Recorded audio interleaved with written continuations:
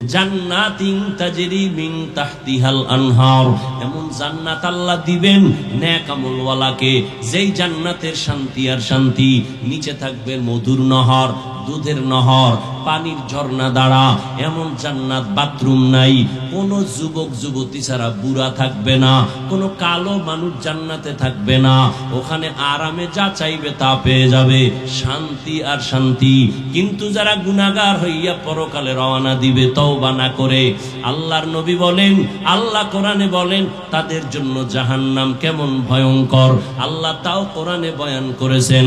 ওয়াইলুল লিকুল্লি হুমাযাতিল নুমাযা আল্লাযী জামাআ মালান ওয়া আদ্দাদা ইয়াহসাবু আন্না মালাহু আখলাদা কাল্লা লা ইউনবাযান্না ফিল হুতামা ওয়া মা আদরাকা মাল হুতামা নারুল্লাহিল মুকাদা।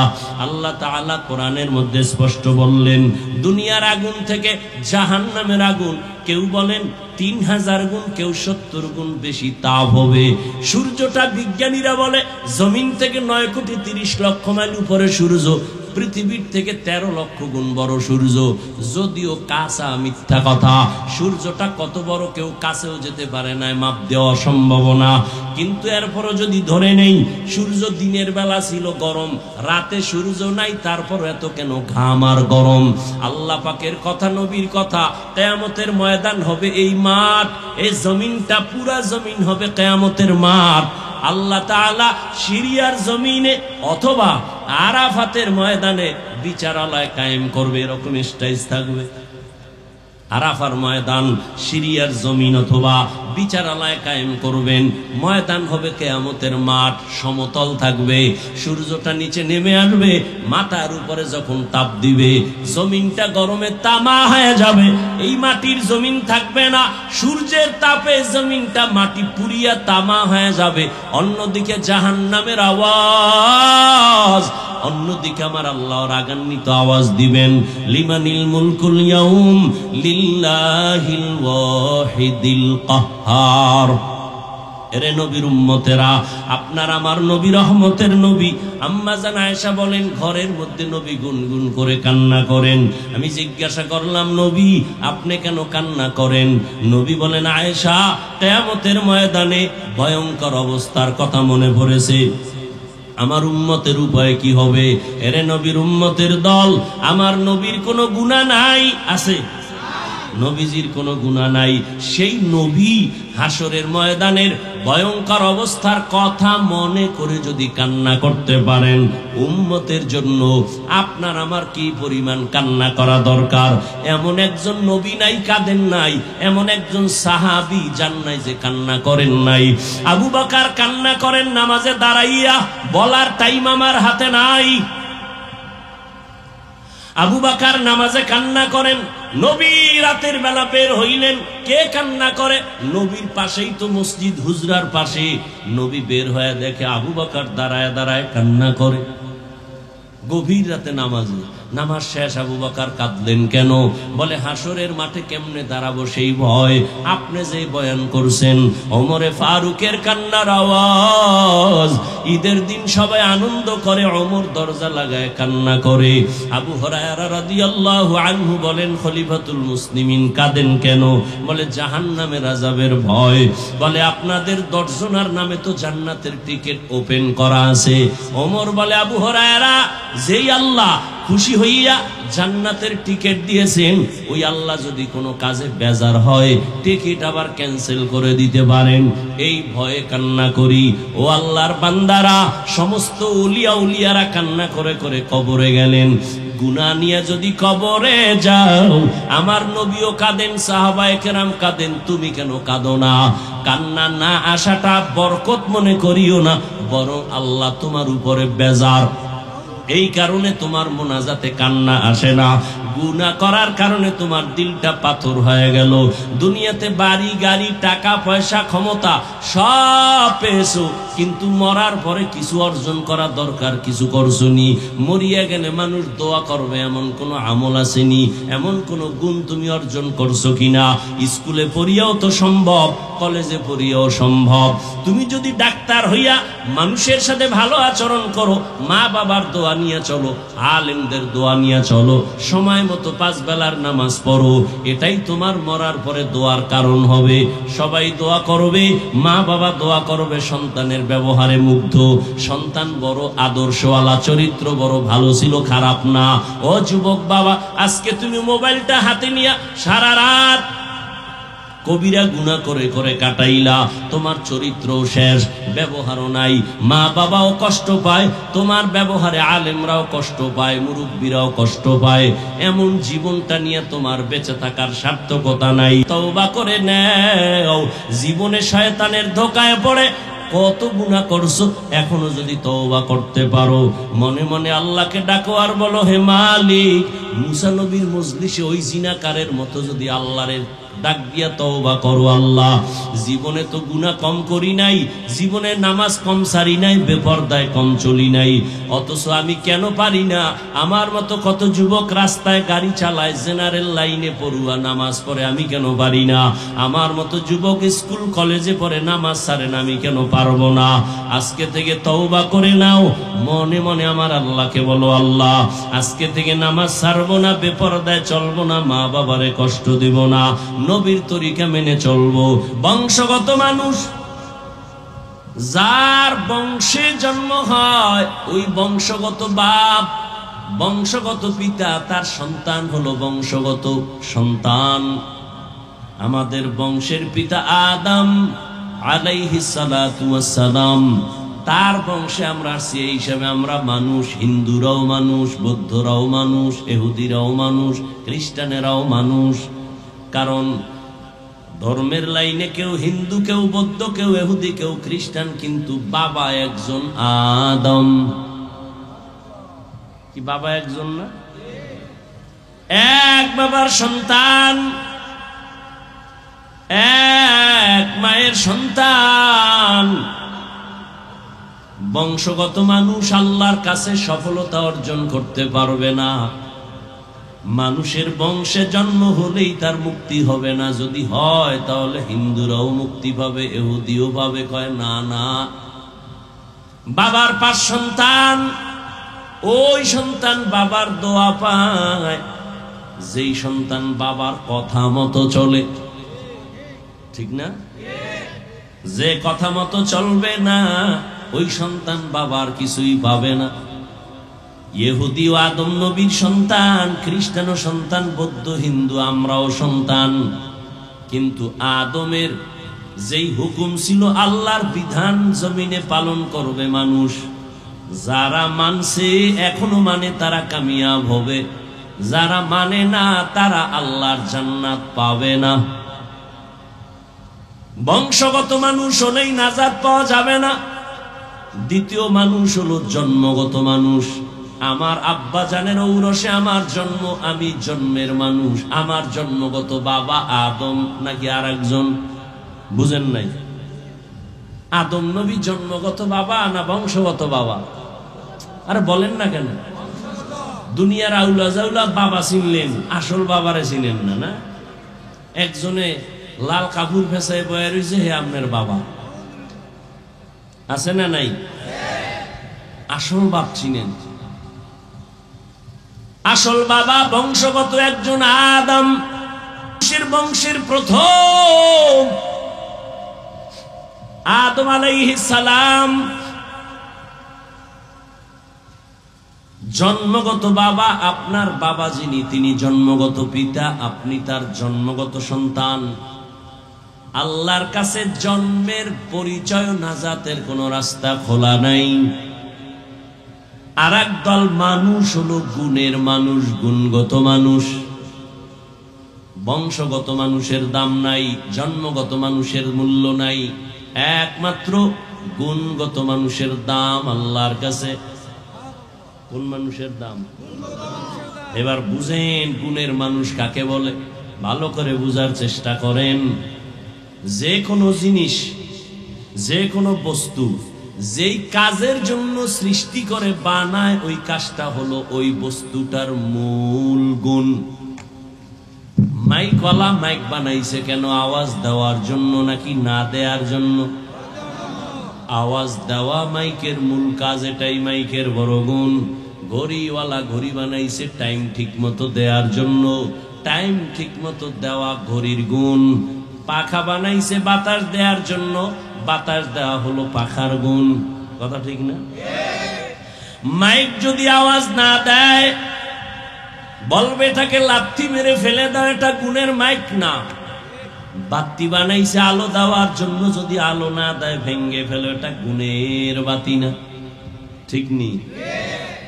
পাখা বানাইছে বাতাস দেওয়ার জন্য, যদি বাতাস ঠিক মতো না দেয় ভেঙ্গে ফেল, এটা গুণের পাখা না। তাহলে যেই বস্তুটা যেই কাজের জন্য বানানো হয় ওই কাজটা হলো ওই বস্তুর গুণ। মাইকের গুণ আওয়াজ দেওয়া, বাতির গুণ আলো দেওয়া, পাখার গুণ বাতাস দেওয়া। ঠিক নেই? হ্যাঁ, এবার বুঝো মানুষ বানাইছেন কোন কাজের জন্য। মানুষ যেই কাজের জন্য বানাইছেন ওই কাজ হলো মানুষের আসল গুণ। আল্লাহ কোরআনের এক আয়াতে বলেন, মা খালাকতুল জিন্না ওয়াল ইনসা ইল্লা লিয়াবুদুন।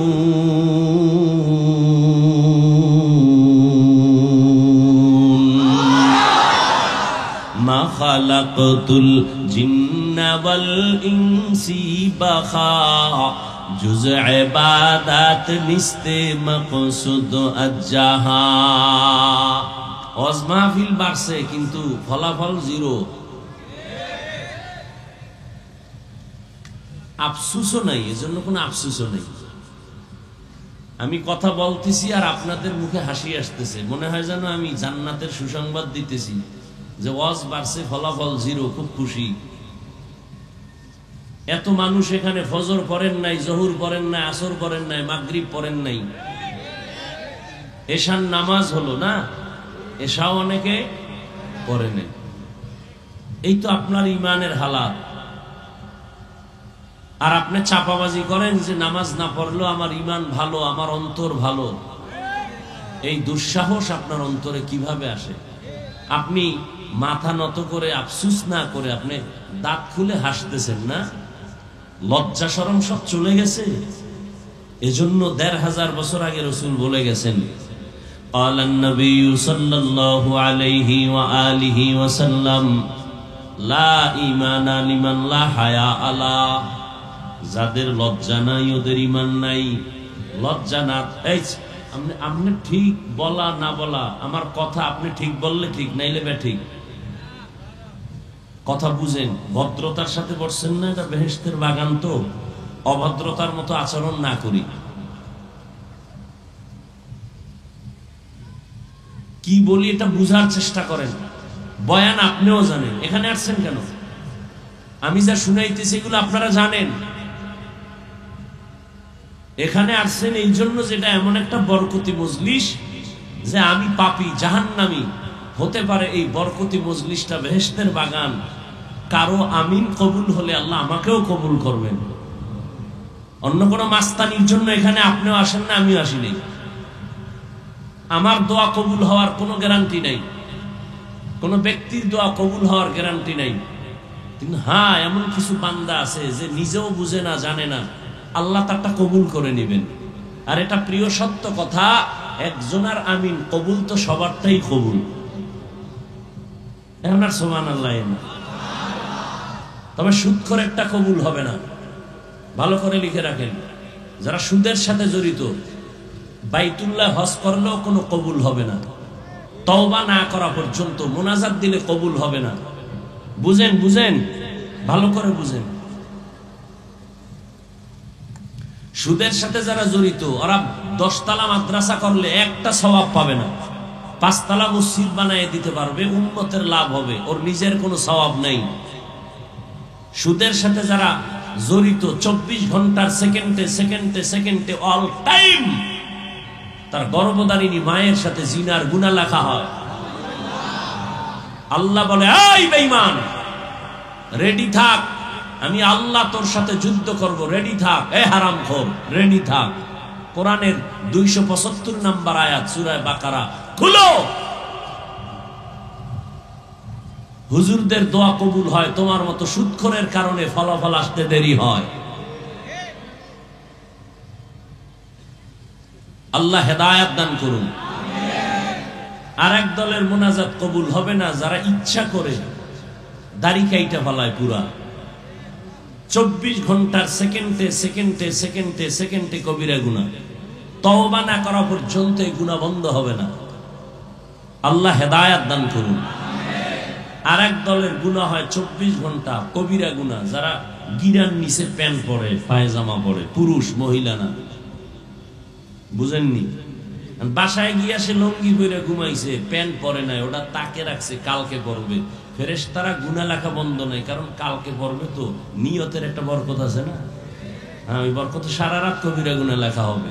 আর ফতুয়া চাও লিখিতভাবে মুফতিদের থেকে নিয়ে নাও।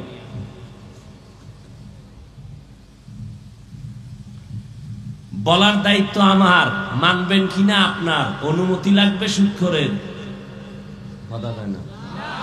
বয়ান করব আমি কোরআন হাদিস দিয়া, অনুমতি লাগবে বেনামাজির, অনুমতি লাগবে কোন মাস্তানের। জীবনে অনুমতি নিবেন না, একবারে কিয়ামত পর্যন্ত অনুমতি আল্লাহ দিয়ে দিয়েছেন। সুবহানাল্লাহ। না ওলামায়ে কেরাম কোরআন হাদিসের বয়ান করবেন, কারো কোনো অনুমতির দরকার নাই। ভুলেও অনুমতির জন্য কোথাও যাবেন না, কোথাও যাবেন না, খবরদার। ওলামায়ে কেরাম কথা বলবেন কোরআন হাদিস দিয়ে, বাক স্বাধীনতা নিয়ে স্বাধীনভাবে। কেউ আঙ্গুল তুলবে তাকে চিরদিনের জন্য তওবা করায় দিবেন। আল্লাহ হেদায়েত দান করুন। ডাউলের পানি খাইছি আমি, রুটি খাইয়া কষ্ট করে কষ্ট করে কষ্ট করে আলেম হইলাম। কেমনে বয়ান করবো? শিখতে হবে সুদখোর থেকে, ঘুষখোর থেকে। তো সুদখোর ঘুষখোর নেতা খাতারা কেন বলে হুজুর এমনে বয়ান করেন, এমনে কইরেন না। আল্লাহ হেদায়েত দান করুন। হ্যাঁ, এর কারণ কি জানেন? শিয়ালের হাতে মুরগি আমানত দিলে যা হয়, কি হয়? শিয়ালের হাতে মুরগি দিয়া যদি বলেন 3 দিন পরে ফেরত নিব, পাওয়া যাবে আমানত? শিয়ালের হাতে মুরগি আমানত দিলে যা হয়, একটা বেনামাজি সুদখোর সমাজের চরম চরিত্রহীনের কাছে ধর্মের চাবি দিলে তাই হয়। মসজিদে রাজনীতি নিষেধ, কিন্তু বাংলাদেশের সব থেকে বেশি রাজনীতি মসজিদ নিয়ে চলে। কথা ঠিক না? কেন? অযোগ্যকে যোগ্যতার জায়গায় নেওয়ার এই ফলাফল। যে সূরা ফাতিহা পড়তে পারে না সে সভাপতি হতে পারে না।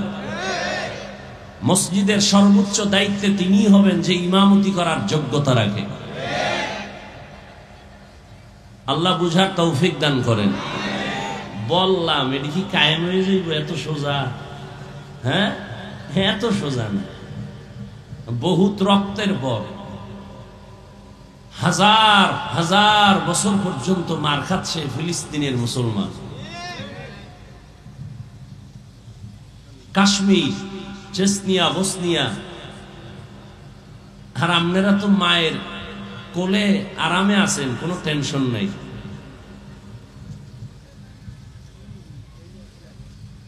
আছে কোনো টেনশন?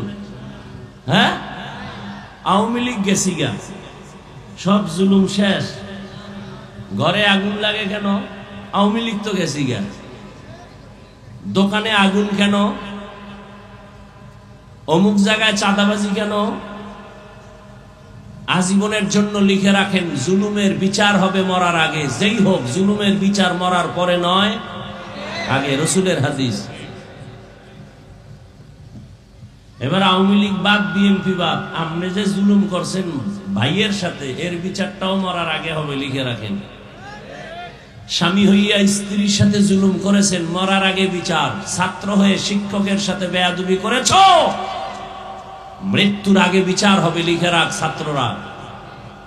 শিক্ষক হয়ে ছাত্রের উপরে জুলুম, মৃত্যুর আগে বিচার। ভাই হয়ে বোনের উপরে জুলুম, মরণের আগে বিচার। জুলুমের বিচার। জুলুম 3 প্রকার: আল্লাহর সাথে জুলুম, নিজের সাথে জুলুম, অন্যের সাথে জুলুম। আল্লাহ জুলুম থেকে এ দেশ এবং এ জাতিকে হেফাজত করুন। একজনে আওয়ামী লীগও করে না, বিএমপিও করে না, এর মাইয়ার ভাও বানছে কেন? কারোর সাথে না করলেও তার ফ্যামিলির কারো না কারোর সাথে জুলুম করেছে। দোকানের মালিক কর্মচারীর উপরে জুলুম করে, আছে না নেই? পাঁচতলা বিল্ডিং এর মালিক ভাড়াটিয়ার উপরে জুলুম, নিজের পানির লাইন বন্ধ নাই, ভাড়াটিয়ার পানি নেই, আছে না এরকম জালেম? নিজে যখন মনে চায় তখন গেট খুলে বের হবে স্বাধীন, ভাড়াটিয়ারা ফজরের নামাজে মসজিদে যাবে, গেট খোলার চাবি দেয় না, জালেম। আছে না নাই? ওর বিল্ডিং এ আগুন লাগবে না, কাটটায় লাগবে। জুলুমের বিচার মরার পরে না আগে? আল্লাহ জুলুম থেকে আমাকে, আপনাদের সবাইকে, গোটা দেশবাসীকে হেফাজত করুন।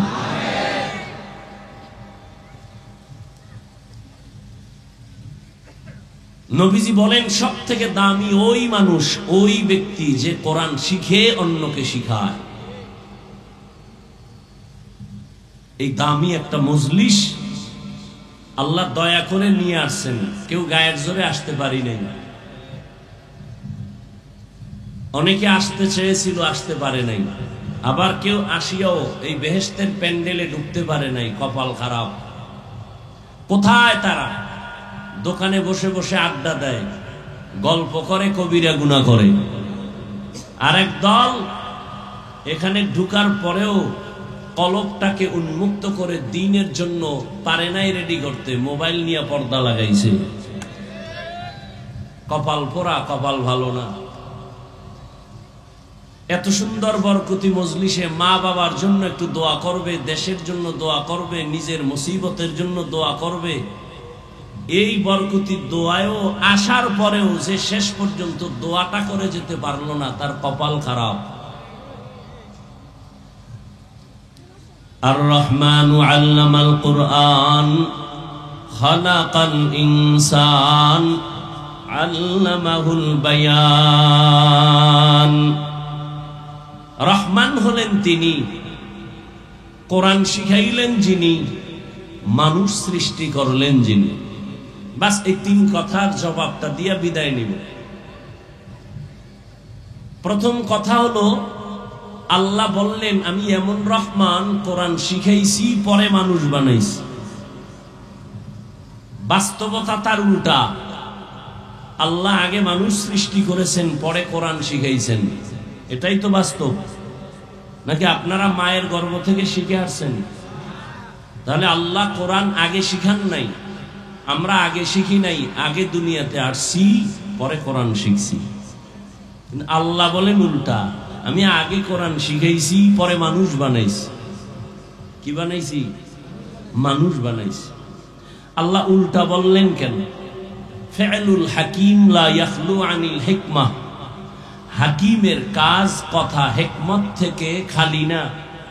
জ্ঞানীদের কথা, কাজ জ্ঞান থেকে শূন্য না। রব বলেছেন এটাই সঠিক। আমার কাছে যদি উল্টা মনেও হয়, এটা আমার বুঝার কমতি, দুর্বলতা, কারণ আমার মেমোরির জিবি কম।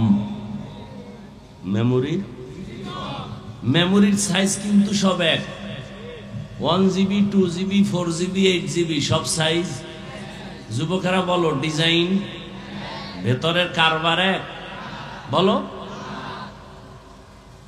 তোমার একটা কুত্তার জন্য মায়া লাগে, আর একজনে বাইরে মেরে ফেলাইছে, তার মেমোরিতে কাজ করে নাই। তোমার মায়াটা ওর মেমোরিতে নাই,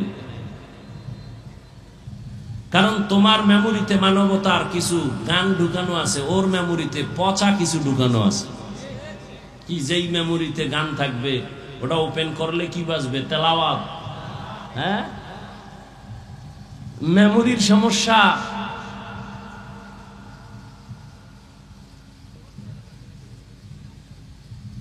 মানুষ কুত্তা মারলে কষ্ট পায়, মানুষ মারতে কষ্ট পায় না। মেমোরির সমস্যা হয়ে গেছে।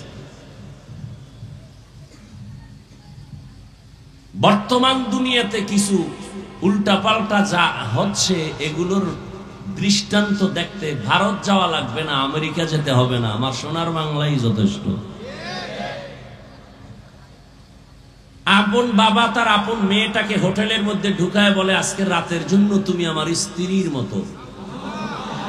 সোনার বাংলার ইতিহাস। মা তার বাচ্চাটাকে জবাই করে আর একজনের ভালোবাসা পাওয়ার জন্য, বাংলার ইতিহাস। স্ত্রী স্বামীকে হত্যা করে, স্বামী স্ত্রীকে হত্যা করে, বাংলার ইতিহাস। শান্তি আসবে কিভাবে? আমরা খাইয়া না খাইয়া আপনাদের পাও ধরে বয়ান করি, আমরা 5 জন, আর আপনারা হাজার হাজার মানুষ বয়ে বয়ে আমগো তামাশা দেখেন আর বাজে কথা বলেন আর গাঞ্জা খান। তো কেমনে হবে? মুসা নবীর কাছে কওমের লোকেরা বলে বৃষ্টি নাই, দোয়া করেন। মুসা নবী দোয়া শুরু করছে, কোন বৃষ্টির আভাও আসে না। ও আল্লাহ, তুমি নবীর দোয়া তো ফেরত দাও না। কয় অবশ্যই। ওহী নাজিল করে বললেন, তোমার কথা ঠিক আছে, কিন্তু তুমি যাদের নিয়ে হাত তুলছো এই জনগণের মধ্যে কিছু জিনাকার আছে, 40 বছর লাগাতার জিনা করেছে। ওকে যদি প্যান্ডেল থেকে উঠায় না দাও, দোয়া কবুল হবে না। মুসা নবী খুব রাগান্বিত, ধমক দিয়া বললেন, এই জিনাকার, প্যান্ডেল থেকে উঠ, না হয় আল্লাহর থেকে নাম ঠিকানা চেহারার ধরন ধইরা কান ধরে উঠায় দিন, তাড়াতাড়ি ওঠ। তোর কারণে এলাকার মানুষ কষ্ট পায়, বৃষ্টি হয় না, মোনাজাত কবুল হয় না, তুই এত বড় খারাপ পাপিষ্ট, ওঠ। জিনাকার তো প্যান্ডেলে আছে, আল্লাহ ওহী দিয়ে দিছেন। জিনাকারের কলিজায় কম্পন শুরু হয়ে গেছে, যদি উঠি তাহলে সবাই জানবে আমি জিনাকার। যদি একা একা গোপনে চুপ করে মাথা নত করে কাঁদি, আশেপাশের দি বলবে এটা জিনাকার। না উঠতে পারি না কাঁদতে পারি। এবার কলবটাকে আল্লাহ দিয়ে ফিরাই দিছে, দিয়া কয়, আল্লাহ 40 বছর গুনাহ করছি, তুমি জানো, আমার মা বাপ কেউ জানে না। তুমি এতদিন পর্দা দিয়ে আমারে ঢাইকা রাখছো, আজকে ওপেন করবা না? আমি ওয়াদা জীবনে আর করব না, মাফ করে দাও। সাথে সাথে মেঘ ছেয়ে গেল, বৃষ্টি শুরু হয়ে গেল। মুসা নবী কয়, আল্লাহ জিনাকার তো উঠলো না, তুমি কি ওয়াদা খেলাফ করলা? বললা দিবা না, আবার দিলা কেন? জিনাকার তো উঠে নাই। আল্লাহ বলেন, যার কারণে বলছি দিব না, তার কারণেই বৃষ্টি দিয়েছি। বলে কারণ? কয় কারণ বুঝো না, আমি আল্লাহর এক নাম রহমান, তুমি জানো না আমি আল্লাহর এক নাম গফফার? আর রহমান, রহমান হলেন তিনি, আল্লামাল কোরআন, কোরআন শিখাইলেন যিনি, খালাকাল ইনসান, মানুষ সৃষ্টি করলেন যিনি, তিনি হলেন রহমান। মানুষ বানাইলেন, বাস্তবে আগে আল্লাহ মানুষ বানাইছেন, পরে আল্লাহ কোরআন শিক্ষার ব্যবস্থা করেছেন। কিন্তু বলতে গিয়ে আল্লাহ বলেন, আমি মানুষ আগে বানাই নাই, আমি আগে কোরআন শিক্ষা দান করেছি। আল্লাহ উল্টা বলার কারণ মুফাসসিরিনে কেরাম বলেন, এখানে মানুষ বলতে কোন দল এটা বুঝতে হবে। মানুষের জমিনে 3 প্রকার মানুষ আছে। কয় প্রকার? একদল মানুষ বংশগত মানুষ, আর একদল মানুষ হলো জন্মগত মানুষ, আর একদল মানুষ হলো গুণগত মানুষ। বংশগত মানুষ, যার বংশে জন্ম হয়, ওই বংশগত বাপ, বংশগত পিতা, তার সন্তান হলো বংশগত সন্তান। আমাদের বংশের পিতা আদম আলাইহিস সালাতু ওয়াস সালাম, তার বংশে আমরা সেই হিসাবে আমরা মানুষ। হিন্দুরাও মানুষ, বৌদ্ধরাও মানুষ, ইহুদিরাও মানুষ, খ্রিস্টানেরাও মানুষ। কারণ ধর্মের লাইনে কেউ হিন্দু, কেউ বৌদ্ধ, কেউ ইহুদি, কেউ খ্রিস্টান, কিন্তু বাবা একজন, আদম। কি বাবা একজন না? এক বাবার সন্তান, এক মায়ের সন্তান। বংশগত মানুষ আল্লাহর কাছে সফলতা অর্জন করতে পারবে না। মানুষের বংশে জন্ম হলেই তার মুক্তি হবে না। যদি হয় তাহলে হিন্দুরাও মুক্তি পাবে, ইহুদিও পাবে। কয় না না, বাবার 5 সন্তান, ওই সন্তান বাবার দোয়া পায়। যেই সন্তান বাবার কথা মতো চলে, ঠিক না? যে কথা মতো চলবে না, ওই সন্তান বাবার কিছুই পাবে না। ইহুদি ও আদম নবীর সন্তান, খ্রিস্টানও সন্তান, বৌদ্ধ হিন্দু আমরাও সন্তান। কিন্তু আদমের যেই হুকুম ছিল আল্লাহর বিধান জমিনে পালন করবে মানুষ, যারা মানছে এখনো মানে তারা কামিয়াব হবে, যারা মানে না তারা আল্লাহর জান্নাত পাবে না। বংশগত মানুষ হলেই নাজাত পাওয়া যাবে না। দ্বিতীয় মানুষ হলো জন্মগত মানুষ। আমার আব্বা জানের ঔরসে আমার জন্ম, আমি জন্মের মানুষ। আমার জন্মগত বাবা আদম নাকি আর একজন? বুঝেন নাই? আদম নবী জন্মগত বাবা না বংশগত বাবা? আরে বলেন না কেন? দুনিয়ার আউলা জাউলা বাবা চিনলেন, আসল বাবারে চিনেন না। না, একজনে লাল কাপড় ফেসায় বয়ে রয়েছে, হে আপনার বাবা। আছে না নাই? আসল বাপ চিনেন। আসল বাবা বংশগত একজন আদম, বংশের প্রথম আদম আলাইহিস সালাম। জন্মগত বাবা আপনার বাবা যিনি, তিনি জন্মগত পিতা, আপনি তার জন্মগত সন্তান।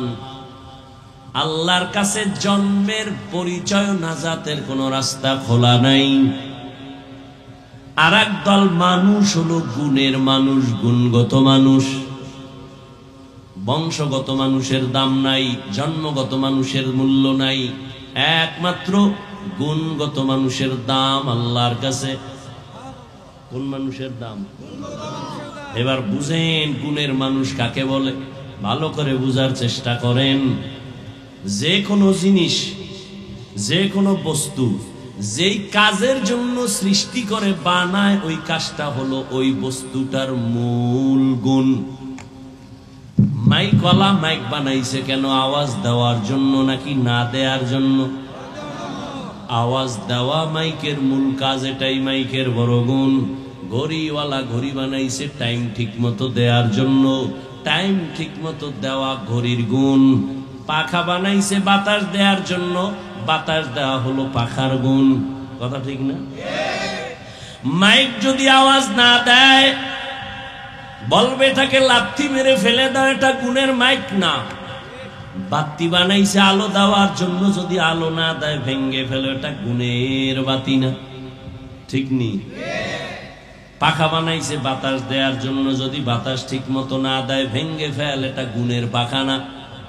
তাহলে যেই বস্তুটা যেই কাজের জন্য বানানো হয়, ওই কাজটা হলো ওই বস্তুর গুণ। মাইকের গুণ আওয়াজ দেওয়া, বাতির গুণ আলো দেওয়া, পাখার গুণ বাতাস দেওয়া। ঠিক নি? হ্যাঁ, এবার বুঝো মানুষ বানাইছেন কোন কাজের জন্য। মানুষ যেই কাজের জন্য বানাইছেন, ওই কাজ হলো মানুষের আসল গুণ। আল্লাহ কোরআনের এক আয়াতে বলেন, মা খালাকতুল জিন্না ওয়াল ইনসা ইল্লা লিয়াবুদুন।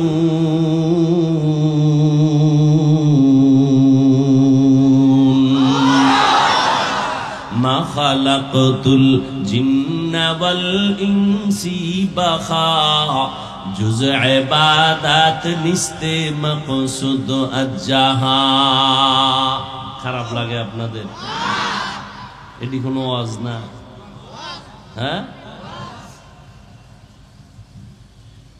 দেখতে নারী চলন বাঁকা,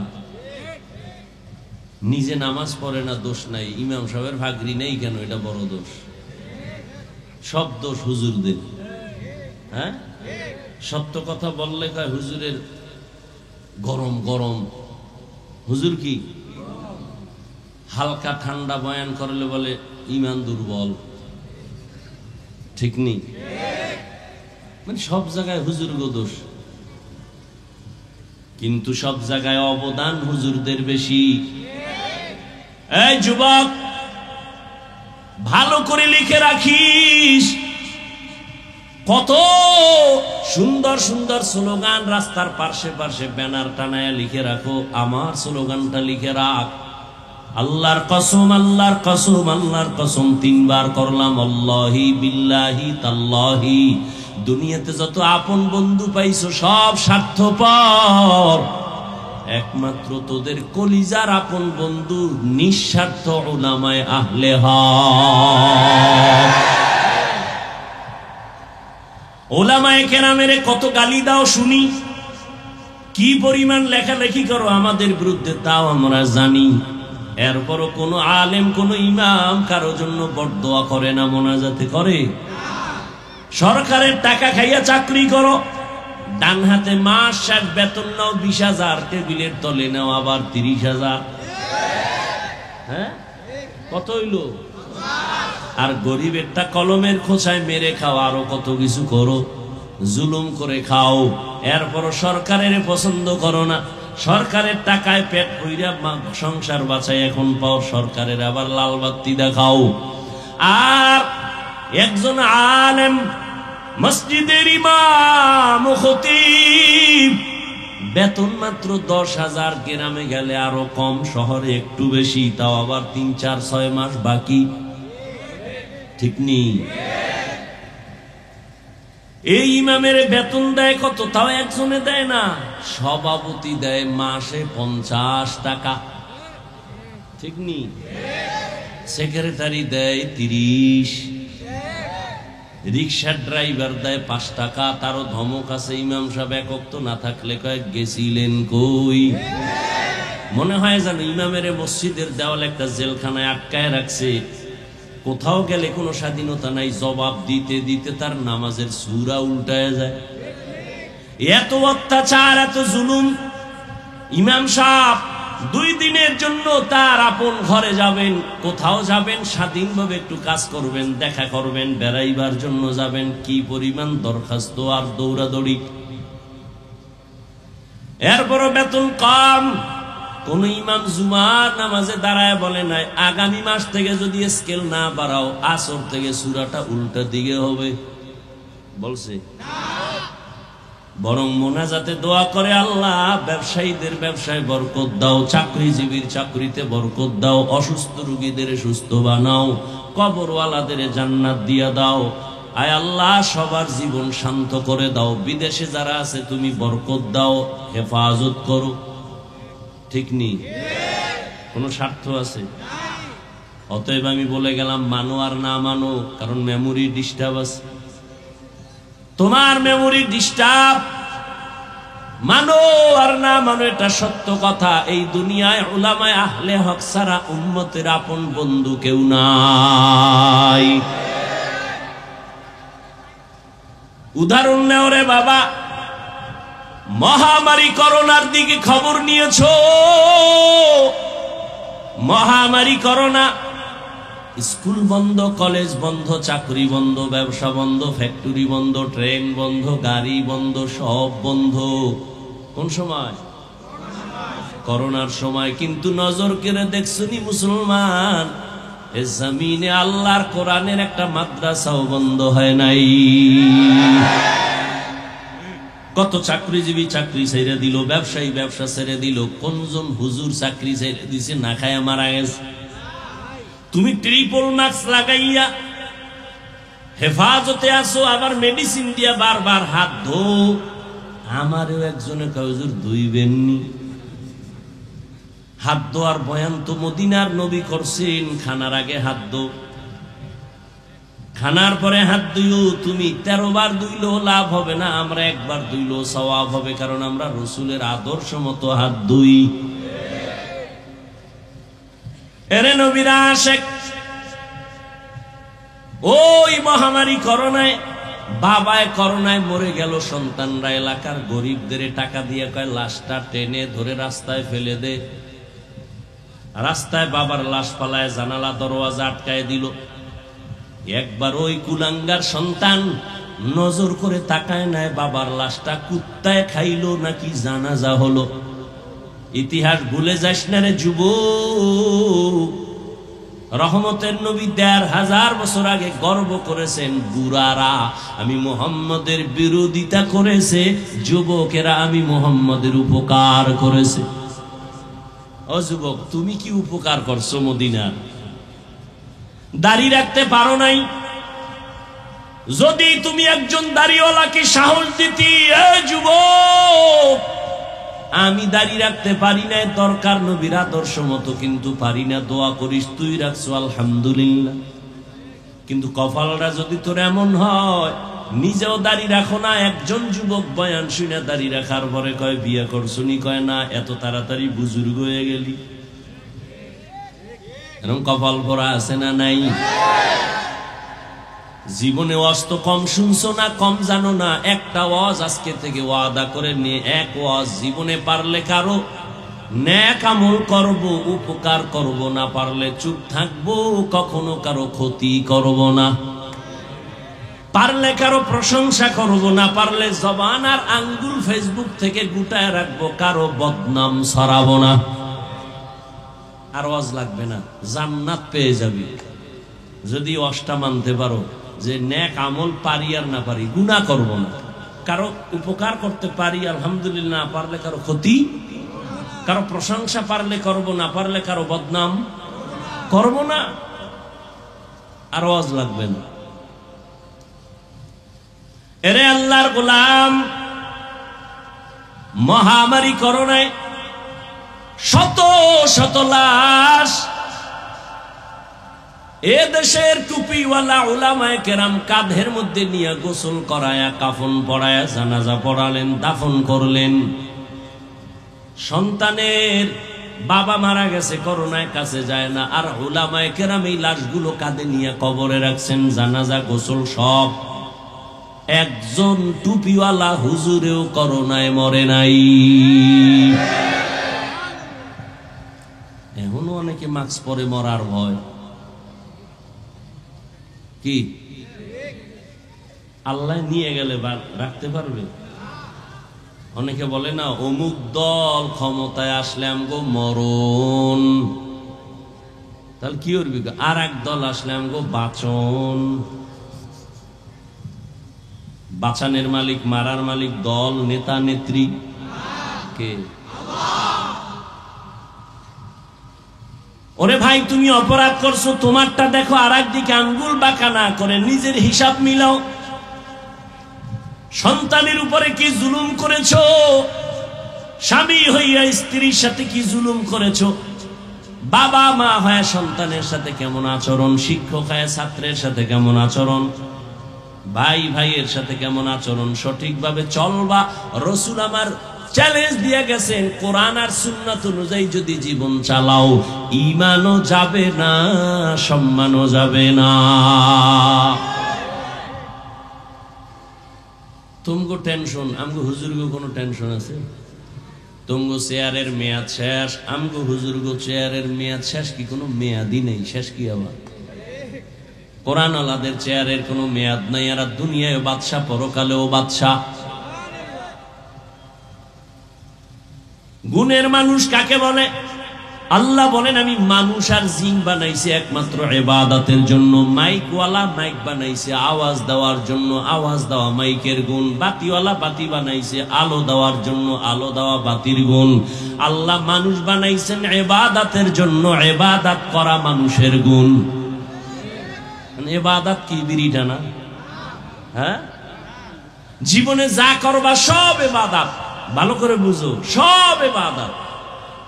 কান্না করবা ইবাদত, হাসবা তাও ইবাদত, খানা খাও ইবাদত, খানা খাইও না তাও ইবাদত। ঠিক নেই? নামাজ পড়ো ইবাদত, নামাজ পড়বা না তাও ইবাদত। এই বয়ানটা বেনামাজিরা শুনলে কি খুশি যে এতদিন শুনছি নামাজ পড়া ইবাদত, আজকে নতুন শুনলাম নামাজ না পড়াও ইবাদত। কথা শেষ না আরো আছে? সব শুনো। নামাজ পড়া যেমন ইবাদত, না পড়াটাও ইবাদত। রোজা রাখা যেমন ইবাদত, রোজা না রাখাটাও ইবাদত। তবে দুইটা শর্ত আছে, দুই শর্ত ছাড়া কোনোটা ইবাদত হবে না। এক নাম্বার শর্ত রেজা বিল কাজা, দ্বিতীয় শর্ত হলো তরিকায়ে রাসূল।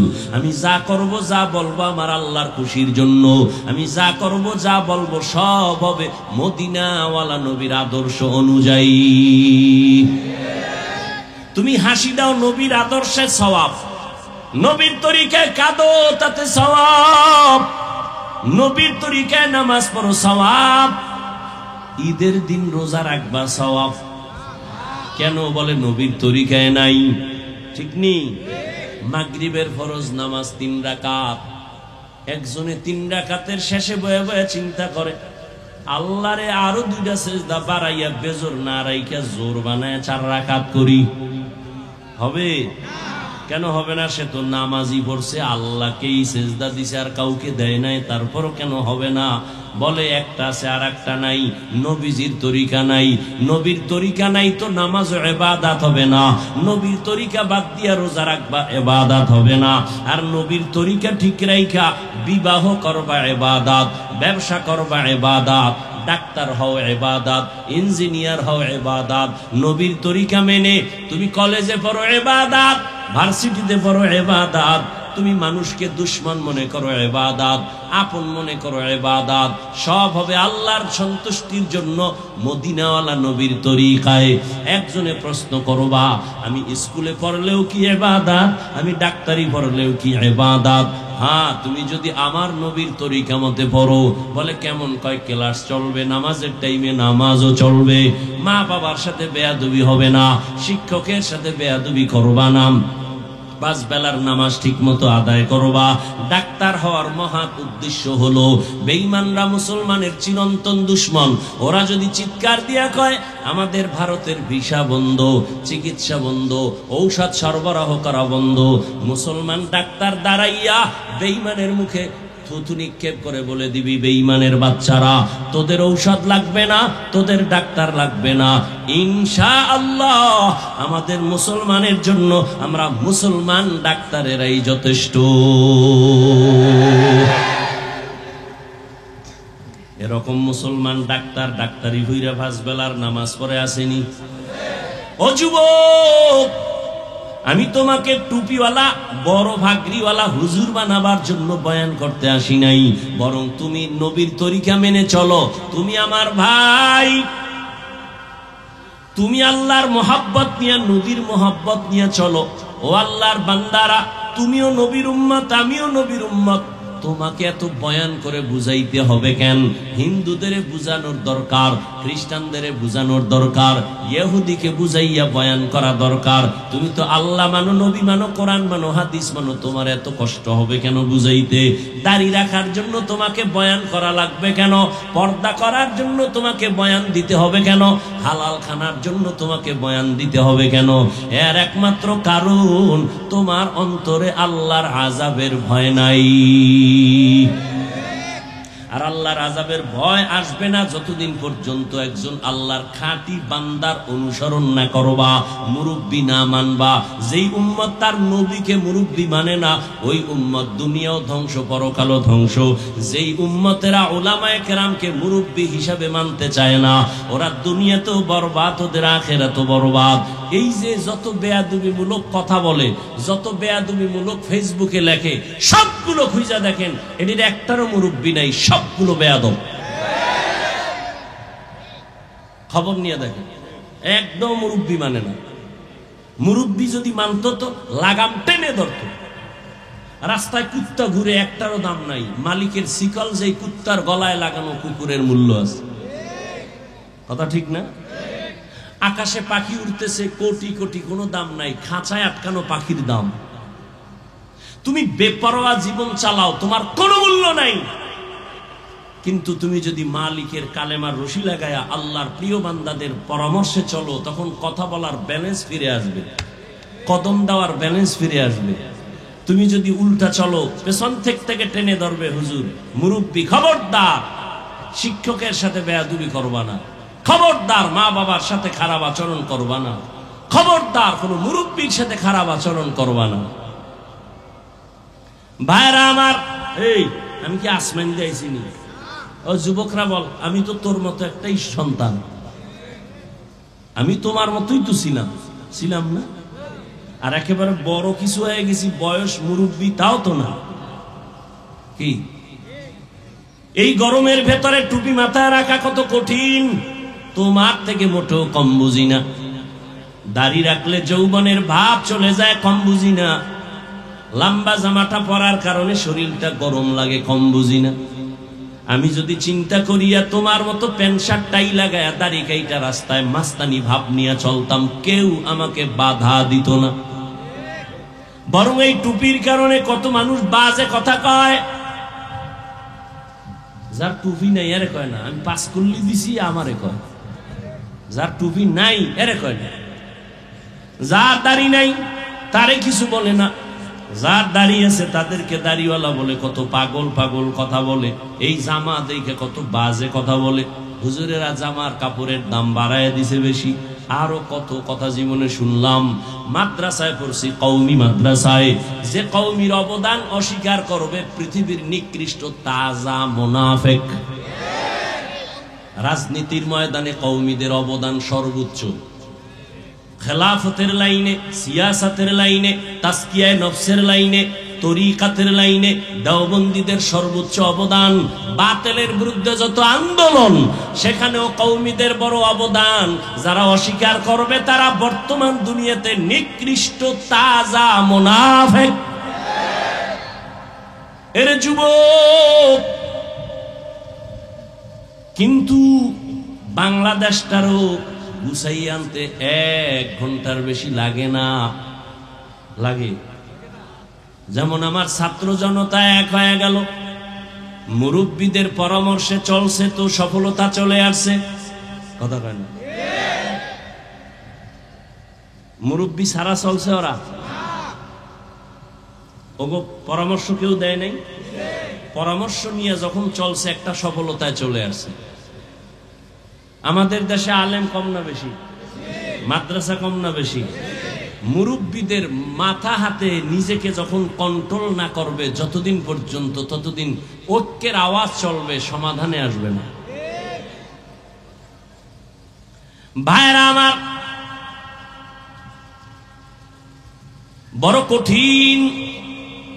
ও যুবক, আমিও যদি তোমার লাইনে চলতাম পারতাম, কেন চলি না?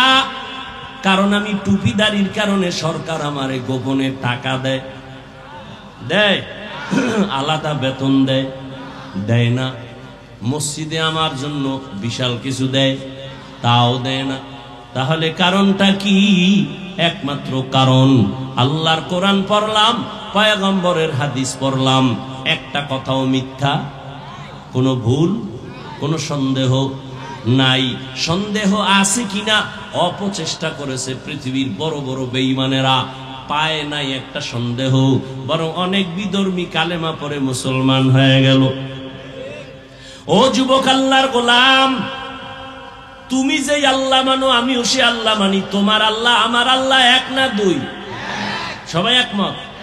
তোমার নবী আমার নবী, তোমার কোরআন আমার কোরআন, তোমার কাবা আমার কাবা, তোমার ধর্ম আমার ধর্ম, তোমার কালেমা আমার কালেমা। তুমি আমি দুনিয়াতে আসছি, এক বিদায় বেলা কাফন হবে 3টা, কালার হবে আলাদা। হুজুরদের কালার একরকম, তোমার কাফনের কালার একরকম। কোটিপতি মারা গেলে কাফন একটা সম্মানের কারণে বাড়ায় দিবে, 3টার থেকে 4টা দিবে।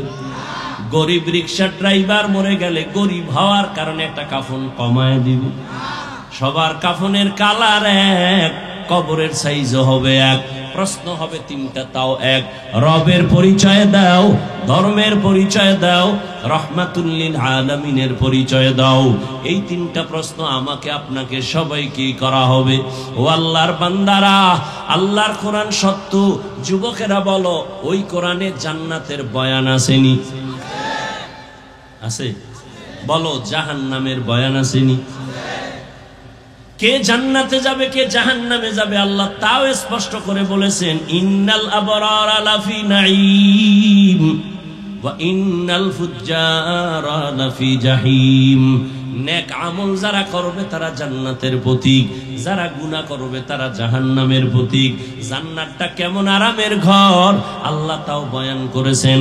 জান্নাতিন তাজরি মিন তাহতিহাল আনহার, এমন জান্নাত আল্লাহ দিবেন নেক আমলওয়ালাকে, যেই জান্নাতের শান্তি আর শান্তি, নিচে থাকবে মধুর নহর, দুধের নহর, পানির ঝর্ণা দ্বারা। এমন জান্নাত বাথরুম নাই, কোনো যুবক যুবতী ছাড়া বুড়া থাকবে না, কোনো কালো মানুষ জান্নাতে থাকবে না। ওখানে আরামে যা চাইবে তা পেয়ে যাবে, শান্তি আর শান্তি। কিন্তু যারা গুনাহগার হইয়া পরকালে রওনা দিবে তওবা না করে, আল্লাহর নবী বলেন, আল্লাহ কোরআনে বলেন তাদের জন্য জাহান্নাম কেমন ভয়ঙ্কর, আল্লাহ তাও কোরআনে বয়ান করেছেন। ওয়াইলুল লিকুল্লি হুমাযাতিল নুমাযা আল্লাযী জামাআ মালান ওয়া আদ্দাদা ইয়াহসাবু আন্না মালাহু আখলাদা কাল্লা লা ইউনবাযান্না ফিল হুতামা ওয়া মা আদরাকা মাল হুতামা নারুল্লাহিল মুকাদা। আল্লাহ তাআলা কোরআনের মধ্যে স্পষ্ট বললেন, দুনিয়ার আগুন থেকে জাহান্নামের আগুন কেউ বলেন 3000 গুণ, কেউ 70 গুণ বেশি তাপ হবে। সূর্যটা বিজ্ঞানীরা বলে জমিন থেকে 9,30,00,000 মাইল উপরে সূর্য, পৃথিবীর থেকে 13 লক্ষ গুণ বড় সূর্য। যদিও কাঁচা মিথ্যা কথা, সূর্যটা কত বড় কেউ কাছেও যেতে পারে না, মাপ দেওয়া সম্ভব না। কিন্তু এরপরও যদি ধরে নেই সূর্য দিনের বেলা ছিল গরম, রাতে সূর্য নাই, তারপর এত কেন ঘাম আর গরম? আল্লাহ পাকের কথা, নবীর কথা, কিয়ামতের ময়দান হবে এই মাঠ, এই জমিনটা পুরা জমিন হবে কিয়ামতের মাঠ। আল্লাহ তাআলা সিরিয়ার জমিনে অথবা আরাফাতের ময়দানে বিচারালয় কায়েম করবে, এরকম স্টেজ থাকবে। আরাফার ময়দান, সিরিয়ার জমিন অথবা বিচারালয় কায়েম করবেন। ময়দান হবে কিয়ামতের মাঠ, সমতল থাকবে, সূর্যটা নিচে নেমে আসবে, মাথার উপরে যখন তাপ দিবে জমিনটা গরমে তামা হয়ে যাবে। এই মাটির জমিন থাকবে না, সূর্যের তাপে জমিনটা মাটি পুড়িয়া তামা হয়ে যাবে।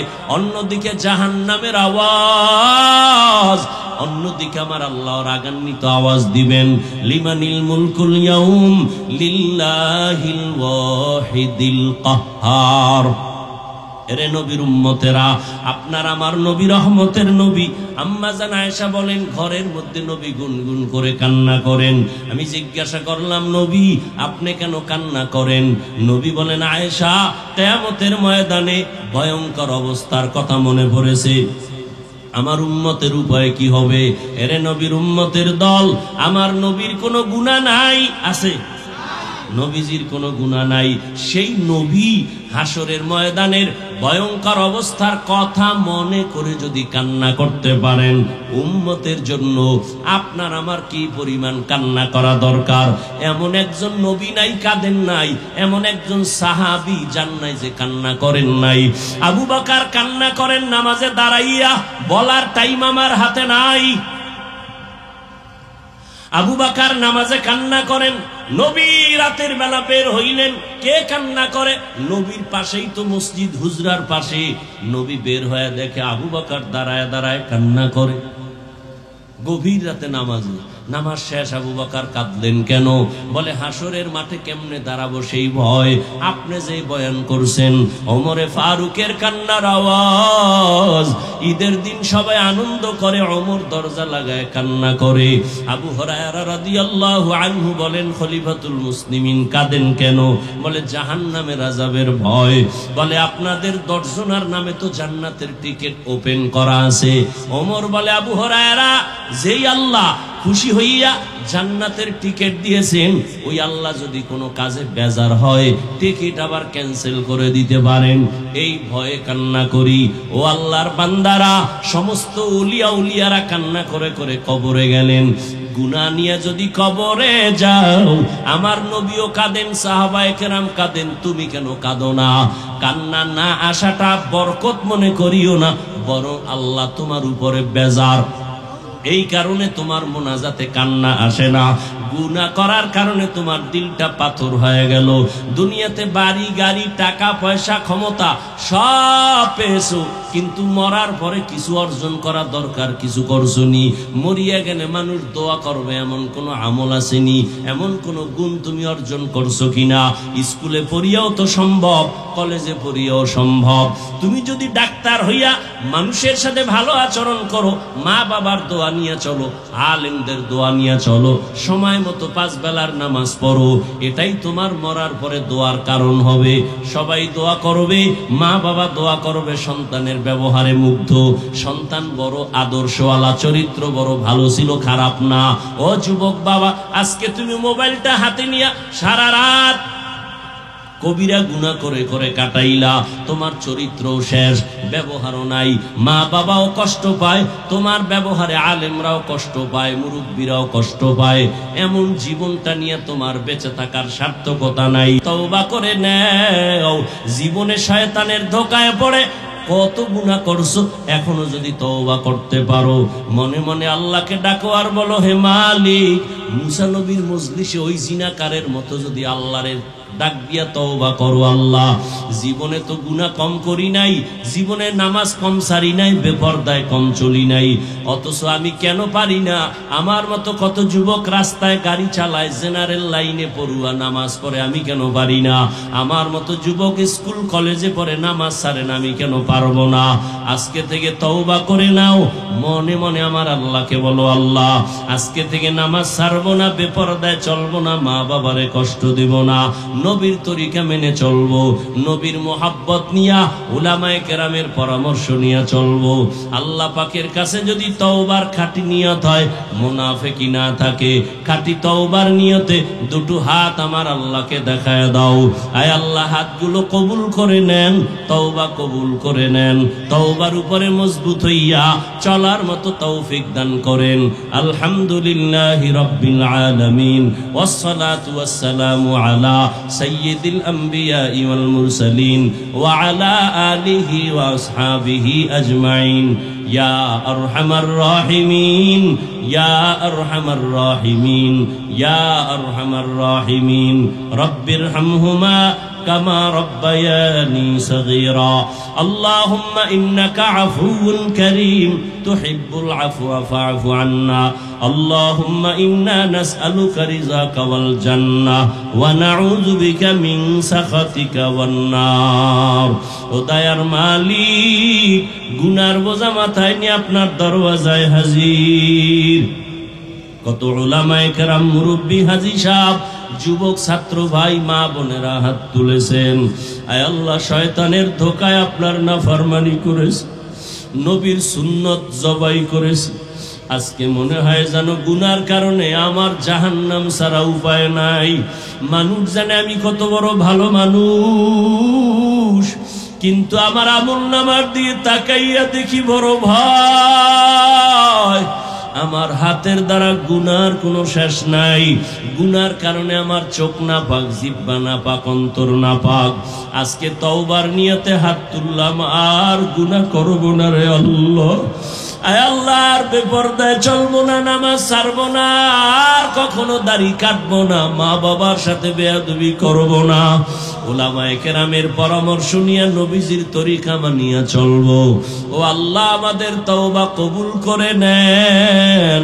আয় আল্লাহ, সবার জীবনের গুনাহগুলো মাফ করে দেন, মাহফিল কবুল করে নেন, আয়োজনকারী সহযোগিতাকারীদের কবুল করে নেন, এলাকায় শান্তি দান করেন, সুন্নাতওয়ালা জিন্দেগি আমাদের দান করেন। আপনার খাস ওলিদের বন্ধু বানায় দেন, উলামায়ে আহলে হকের বিজয় দান করেন, বাতিলের মোকাবেলায় বিজয় দান করেন।